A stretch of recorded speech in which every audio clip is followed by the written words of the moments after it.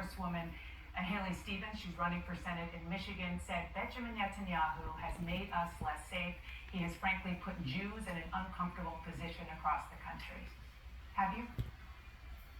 Well, it's made her uncomfortable because she can't stand up for the truth. She's trying to probably excuse anti-Semitism. She's not. I just want to explain. She's somebody who supports Israel. She supports funding Israel, which is diminishing big time among Democrats and even some Republicans in the United States Congress. Well, let me tell you, we track the support, and I'm obviously concerned when people raise that. And I looked at the Gallup polls, okay, and they were interesting, and other polls. And you see the decline in support for Israel, okay?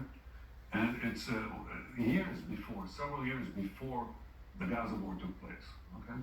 And you ask, why did that happen? Well, the one correlation you see, which is almost a perfect correlation, is the penetration of TikTok and other social media in the United States. And as the penetration increases, the support for Israel decreases. Mr. Prime Minister, I think all things can be true. All things can be true. What you're saying about bots and about the internet, no question. But are you saying that Israel and you personally bear no responsibility? Let's just talk about Gaza for 1 minute. Currently, Hamas is continuing to refuse to disarm. The IDF is also carrying out nearly daily airstrikes in Gaza. You've taken over more territory there. And the Palestinian people are continuing to suffer, still displaced, dealing with intense heat, limited care, limited resources. Will you do more to help those suffering in Gaza? And will you concede that the images that people are seeing on their phones as part of social media is very much contributing to the turnaround and the diminishment of support of your state of Israel and of you?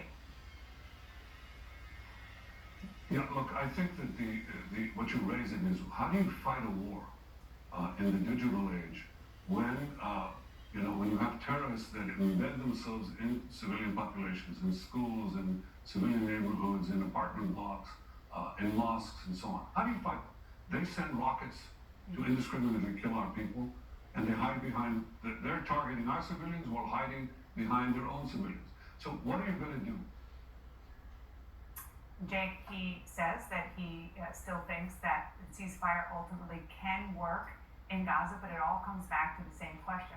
Disarming Hamas, getting other Arab countries in particular involved, and getting a promise that Israel won't be attacked on a regular basis if, in fact, the IDF fully pulls out. But on the question of the rise of anti-Semitism here and the collapse of support for Israel, not just among Democrats and Republicans, but even some American Jews, he says that he sees it, he reads the polls, but it seems like it might be hard for him to really understand and digest just how bad it is getting. And how much of a role he is playing in that collapse. Annabeth, thank you so much. Breaking news in our